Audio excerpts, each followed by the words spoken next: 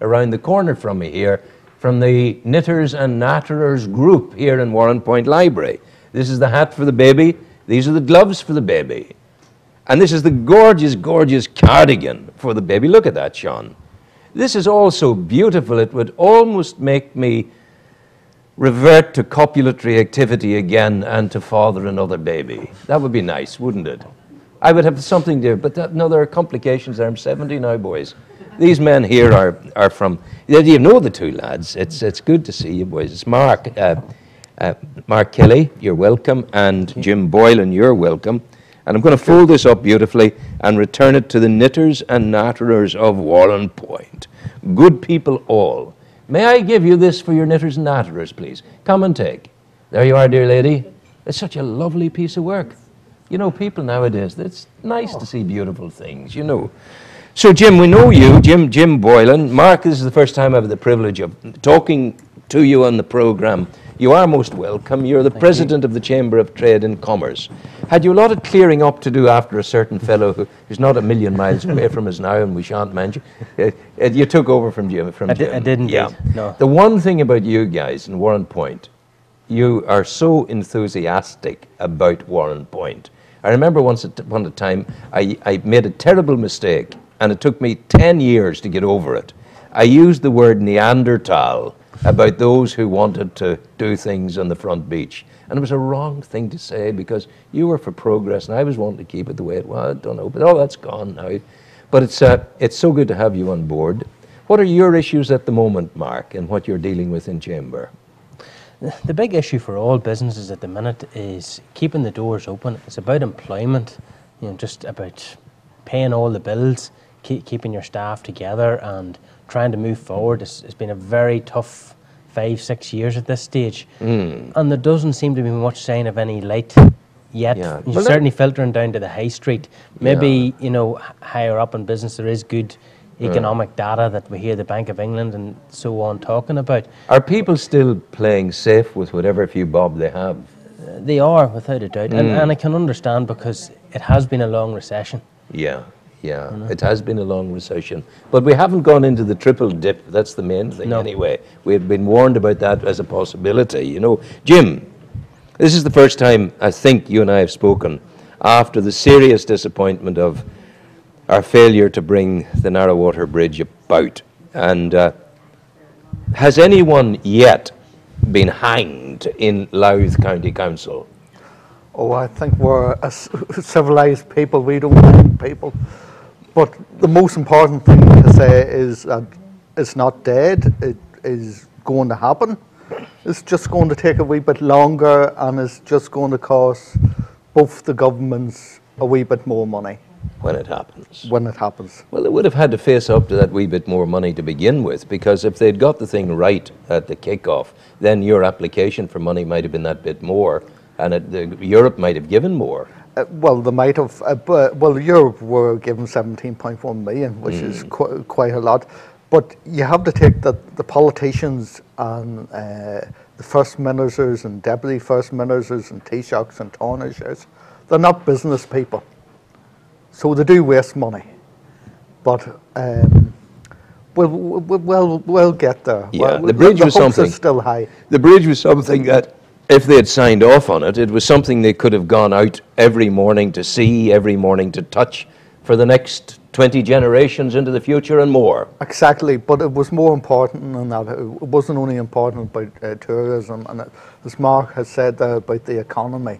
The economy needed this bridge badly. It's not only the economy of Warren Point, but the economy of the whole of South Down, the whole of Northern Ireland, even County Louth. But ultimately, the politicians in Belfast and those who go to Belfast, the politicians in Dublin, they did not care one jot whatsoever about the economic argument, which was very well made by you and your colleagues. It just didn't impinge on them at all. They let it go. They said no. They wouldn't even talk. Arlene Foster, she didn't have a meeting about it in a full year. Yes, and it's sad that a tourist minister is like that, but Arlene's always invited to Warren Point. any politician will always be invited to one point. We're here, we're open, we're not going away, and the bridge will happen, because I can tell you, since the campaign started, or since I started on this campaign, I have never seen a single issue so more supported wholly by the people of Warrenpoint. And I feel sorry for the people out there, because it was them that was devastated. Yeah. It was them that the rug was pulled on their feet. The likes of me, I can dust myself down and move on and start again. And we have a very strong Newry Water Bridge committee, both sides of the lock, who are determined that this will happen. It was impressive, Mark, that Hamilton came down and met with your folk down here, the chamber people, and met with the business people, met with the politicians, and they pushed him, and he gave it a qualified support, you know. He did, as all politicians do. They never want to say no to anything. Yeah. But I do think he realises from his trip down here, he met with ourselves and the Kilkeel Chamber, there is a strength of feeling in the business community and across the political divide as well, of support and broad support for the project. And I would like to think that when he went back to Belfast, he took that on board, and when the bridge comes around again for funding, that it'll certainly be at the top of his mind. Yeah. Are we to, bridge comes around, both of you are alluding to that, bridge comes around again for funding. What's our time scale? I would hope that the time scale is very short, within 5 years. The pressure's going back on the politicians on both sides. We are getting positive noises, but this time around, we won't be quiet about the positive noises as we were advised to be. Oh, yeah. We will be out there and we will be demanding, because I think Warrenpoint now has got a voice in these matters, that if you sit back and do nothing, you don't get anything. Well, you certainly were vociferous in your campaigning. You didn't sit back and do nothing. You put your thumbprint on the map, the road map of Northern Ireland, and people now know in every art and part of Northern Ireland, they know about Newry Water Bridge. Yeah, and it actually is the whole of Ireland that they know about. That's what sort of made me so happy, was that Newry Water is right up there as one of the major issues here, and will still be a major issue. And it's not only Warrenpoint and Newry and more than that, but there was phone calls from Derry and Tyrone and from Dublin, even from as far as Kerry, even England and America. It's well known that this bridge needs to happen. It's an iconic bridge, it's an iconic site that we can do a lot of work for. There's a lot of work going on in Warrenpoint at the moment, but we can make Warrenpoint back into the #1 tourist destination. Well, you're heading in that direction, Mark, because the money that's being invested in the park, the money in the public realm scheme, and you've got the first of your travellers coming in from the sea on the cruise ship in July time. Yeah. No, it's all to be welcomed. I suppose they don't go anywhere near to the short-term job creation possibilities of the Newry Water Bridge. It's such a big project, but the work in the parks and the public realm scheme will give a lot of short-term construction jobs, and that's to be welcomed. There'll be extra people in the town, and they'll be buying a newspaper or a cup of coffee or whatever while the works are going on. But once it's all done, we will have a really good tourist asset, and Church Street and the square will be much more pleasing in the eye. So it's a great advantage to be having it coming along. It's a good time to be president. It is, I suppose. Well, any time's a good time to be president of the chamber, but wouldn't have been that good if you'd gone into a triple dip. Well, you could have been in big trouble. Yeah, but no, it is. It's nice. It is just disappointing that we didn't get the bridge. There's no point in saying. It is, of course. Do you sense that the business community has been able to dust itself down and move on? Are you pragmatists? I suppose everyone is, involved in business. You just have to get on with it. You play the hand you're dealt. there's no point in us complaining till our politicians, they don't really, I don't think they don't even understand some of the bigger issues at play. And there's no tax powers to Stormont, so you know, they can't make decisions that will have any great influence on what's going on for business. How generally is the chamber at the moment, Mark? You're Warrenpoint, Burren and Rostrevor. Yes. Are your tentacles spread too thinly? Should it be Warrenpoint and should Rostrevor, like, I mean, what business is there in Burren? Well, there's two big industrial estates up at Milltown. Oh, of course, yeah, I'd forgotten about those, yeah.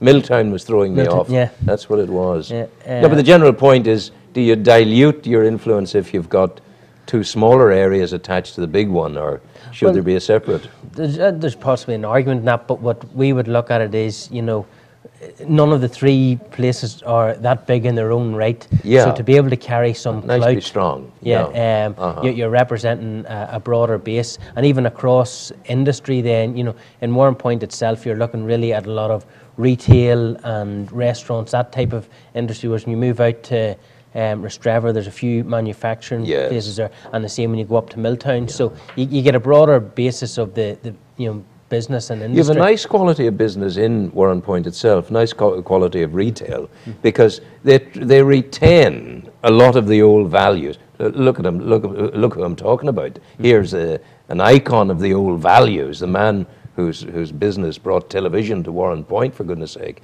Thinking of the O'Hares across the road in the retail, in the clothing shop. I'm thinking too, Sean Bennett, who was in here ahead of you. I'm thinking of relatively newcomer Philip in the. It's shopping in the old way, if you like, which has got a lot going for it nowadays. Oh, it certainly does. We're glad to see that the long-standing firms, you know, in retail, they're all able to carry on. I'm sure they've had it tough, but it is good. And you know, I suppose internet shopping and all, you know, the modern high street and shopping centres, they have their place. Oh, they do. But there is still a market there for family-run businesses. Oh, I said this to Jim. And the personal touch. I said this to Jim when I went to buy my television 2 Christmases ago from him. I said, Jim, I don't mind paying you an extra £700. No, there's sixpences I paid him more. But I can always go and say, Jim, help me. It's very hard to go back to Mr. Argos and say, help me. Because he'll look at you, who, what, ah? No, but at least you go in there. You get a very, very fine quality of abuse when you go into Jim Boylan, I tell you. That is undoubtedly so. People come from miles to get it. They do. But it's funny you said that, and you mentioned a few of them. All those would be family businesses that would be over near enough 60 years old, most of them. Of course. And they have all come through hard times before because they know that they have to work and they have to keep the business going. Unfortunately, the government doesn't see that. No. The government doesn't help the small business in the way that it should be helped. Well, you didn't get to where you are today in your wonderful business by expecting to be helped. You got it by dint of your own skill and your family skill.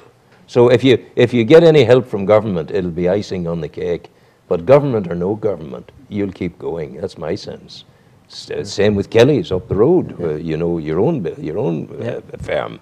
These are people who are getting things done. You make it happen. I couldn't do what you do. Thought of salaries, oh my God, you know.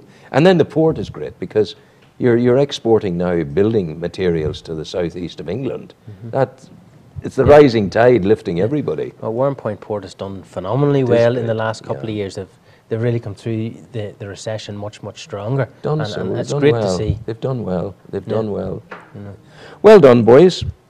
Do you realise this is a fine building we have here? It's lovely. It's lovely. We have it. I remember this being built, and isn't a great asset that the people of Warrenpoint should be using more? Absolutely. But it all started to become good, started to blossom. You know, when I think it was about 18 years. Was it 18 years ago when the new librarian came in? She was absolutely marvelous. Rosemary, there she is over there. Rosemary Lavery, she made the whole difference, didn't she? A woman of wisdom, there she is laughing. Well done, Rosemary, and thank you very much indeed for having us here today, Rosemary. Lads, our studios in Newry are constantly at your disposal. So Thank please you. bear that in mind. Thank I you. tell people there is only one sin, and that's not to come back. So please know that. Thank you very much indeed. We wish people farewell as we Thank you. thank them for joining us on the program today. We've been going out live to you all across the planet. We will stream out to you live again later in the day, and we're available on demand. And I shall be back in studio in Newry tomorrow morning, inshallah, God willing, with more of the same or something very similar. And we have a packed board for this week. Things are going very busy indeed at the moment. So we wish you well. Don't sweat the small stuff, no matter what the small stuff is. When you've done your best and can do no more, I encourage you to the belief of my African friends across the great river. When you've done your best, rest your head in your hand and leave the rest to the God you believe in. Go well, and thanks, gentlemen, for joining me. Take care. All the best. See you tomorrow. Thank you.